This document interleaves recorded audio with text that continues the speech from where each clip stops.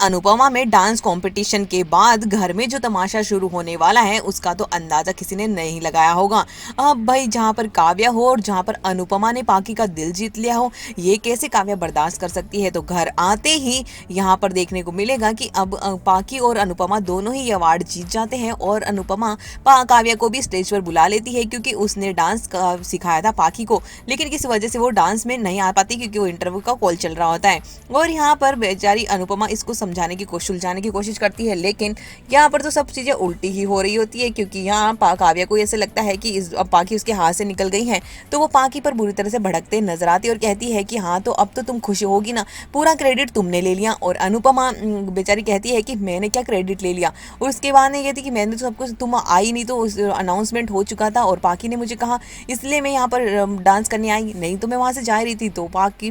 काव्या अनुपमा पर बुरी तरह से भड़कते नजर आने वाली है, लेकिन इस बार पाकी बहुत बुरी तरह से उसे जवाब देगी और कह देगी कि मेरी मम्मी के बारे में मैं कुछ भी उल्टा सीधा नहीं सुन सकती हूँ। आप तो कहीं गायब ही हो चुकी थी ना, आपके लिए तो इंटरव्यू ज्यादा इंपॉर्टेंट था मेरे से ज्यादा। और काव्या यहाँ पर काफी ज्यादा तमाशा क्रिएट कर देगी, जिसके बाद ने यहाँ पर बापूजी बहुत बुरी तरह से उसको लड़ते हुए नजर आएंगे और कह देंगे कि मैंने अब तक कुछ नहीं कहा, मैं चाह रहा था कि कहीं बहू को मैं कुछ ना कहूँ, लेकिन अब बहुत हद हो चुकी है। पहले तो पाकी को समझाने की बजाय तुम भड़काती रही और अब जो है, अब जब अनुपमा ने उस सिचुएशन को संभाल लिया तो इसमें क्या बड़ी बात हो गई, या तो तुम्हें वो डांस कंपटीशन छोड़ के नहीं जाना चाहिए था। और उसके बाद ने यहाँ पर काव्या बापूजी के साथ बदतमीजी करेगी और कहेगी कि आप तो बीच में मत ही बोलिए, आपको तो हमेशा अपनी बेटी ही प्यारी लगती है। और काव्या इतना फ्रस्ट्रेट हो जाती है कि बापूजी से भी बदतमीजी कर बैठती है। तो यहाँ पर वनराज का गुस्सा फूटता है और वो कह देता है कि मेरे बापूजी के साथ बदतमीजी करने की कोशिश बिल्कुल मत करना और ये तमाशा तुम तक रखो, तुमने ही डांस कंपटीशन छोड़कर जाने की जरूरत कहाँ थी।